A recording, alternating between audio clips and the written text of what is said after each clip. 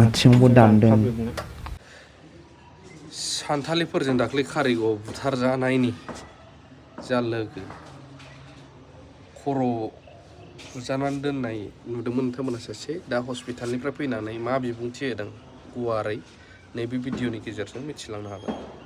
थांनाय 19 जानुवारियाव जि जाथायाव जादोंमोन आरो नोङो फंबायाबो नैबे जाथायाव दंफायोमोन, मा नुवामोन नों बे जाथायाव?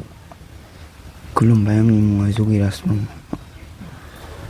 आं बे जाथायाव नुदों बिसोरो जोंखौ अन्थाइ खुबैग्रोदोंमोन फार्स्टआवनो।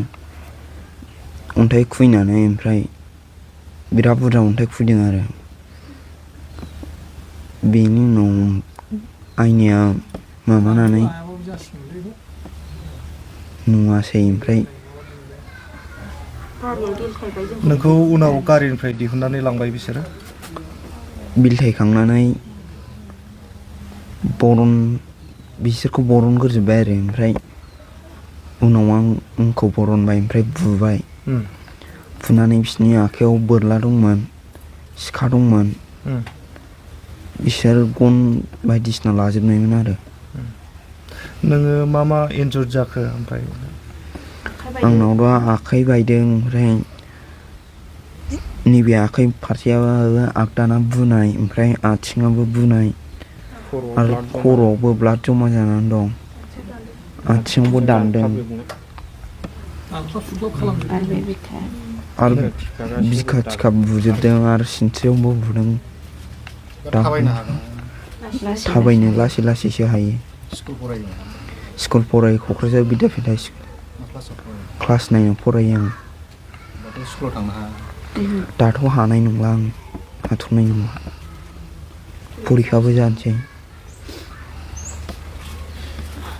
आच्छा, जेब्ला गारिनिफ्राय नोंनि बिफा आरो सासे गारि सालायग्रा बेखौ नोङो सिगांग्रो नुनानै मा सानामोन? आंथ' फार्स्टआवनो गिदोंसोमोन।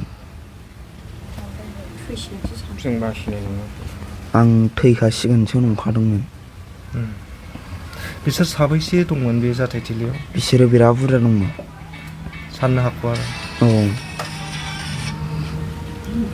माने जाय जेरै हागौ बिसोरो माने नोंसोरखौ बुलाबायदों, आक्रमन खालामदों। अन्थाइ गिदिरजों खुबैदों। फिसाबो दङ, गिदिरबो दङ। बुनाय समाव नोंजों जेबो रायलायाखै बिसोरो? खुलुमबायदोंमोन आङो, आंखौबो जेबो माबायाखै, रायलायाखैबो, खालि बुदोंल' बुदों। मा माजों बुदों नों थाल दङ?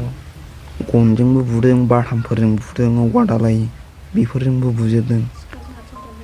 सिखाजोंबो आथिङाव दानदों, बैयाव गाहायाव। दा बहाय ट्रिटमेन्टआ सोलिगासिनो? गुवाहाटि GMC।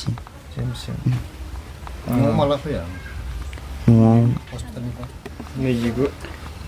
29 थारिखआव फैदों। दा थांफिननांगौ? थांफिननांगौ। फरायसा हिसाबै आरो जाथायाव जिथु गोब्राब जोखोम मोननाय हिसाबै सरकारखौ मा खावलायनो लुगैयो नोङो? सरकारा आंनि थाखाय फिसा फिसौबाबो गभर्नमेन्ट जब होबा मोजां जायो आरो। आसाम सरकार आरो BTC सरकारा। जागोन।